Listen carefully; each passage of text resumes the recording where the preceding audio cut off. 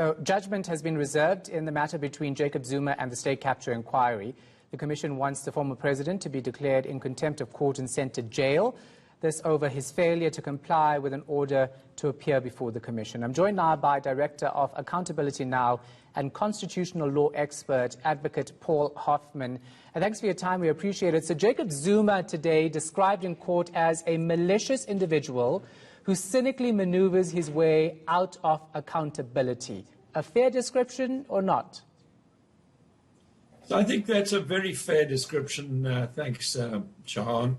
It's one of those situations in which the real issue is that the court is being held in contempt.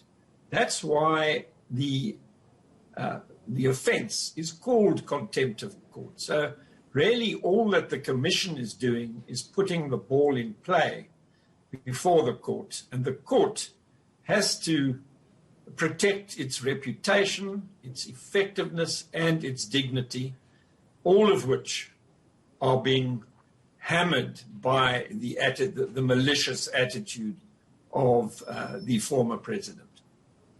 So the commission is arguing for 2 years in jail and also says the court should consider Zuma's failure to explain himself as an action that actually warrants their suggestion for that lengthy jail term. Do they have grounds for this? So I think that might be taking it a little bit too far. My own preference is that a 2-year or more jail sentence that is suspended on condition that the former president, Mr. Zuma, comes to the State Capture Commission, on which the taxpayers have spent R1 billion, to give an account of his alleged involvement. And when I say alleged, it's alleged by 40 witnesses in the state capture process. If there is a suspended sentence of imprisonment that is suspended on condition that Mr. Zuma comes to the commission to answer the questions that are put to him, then the ball is in his court. And if he chooses not to come, he has nobody but himself to blame for not coming.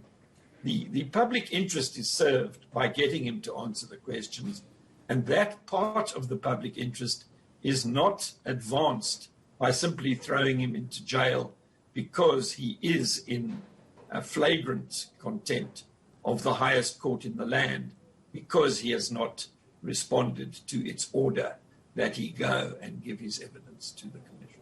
Has Jacob Zuma been, blatantly disrespecting the Zondo Commission and the court? Because let's remember his argument that Justice Raymond Zondo is biased. So he says, as far as he's concerned, he should not put himself before that commission because he believes he'll be unfairly treated.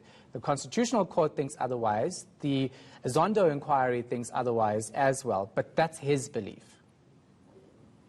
Yes, and if he really believed that, and if he was properly advised, he would have approached the courts to get an interdict to prevent the Zondo Commission from subpoenaing him until his pending review proceedings are finalized. He has chosen not to do that, I suspect, because he very well knows that he won't get an interdict from any court in South Africa, and that he will then be completely out of excuses for not going. It is not a good enough excuse to say, I have a review of the refusal to recuse pending. That doesn't stop the workings of the commission. An interdict could stop the workings of the commission if it was granted, but it hasn't been granted in this case.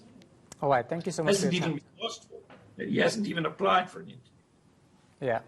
Thank you so much for your time. Appreciate it. Constitutional law expert, advocate Paul Hoffman.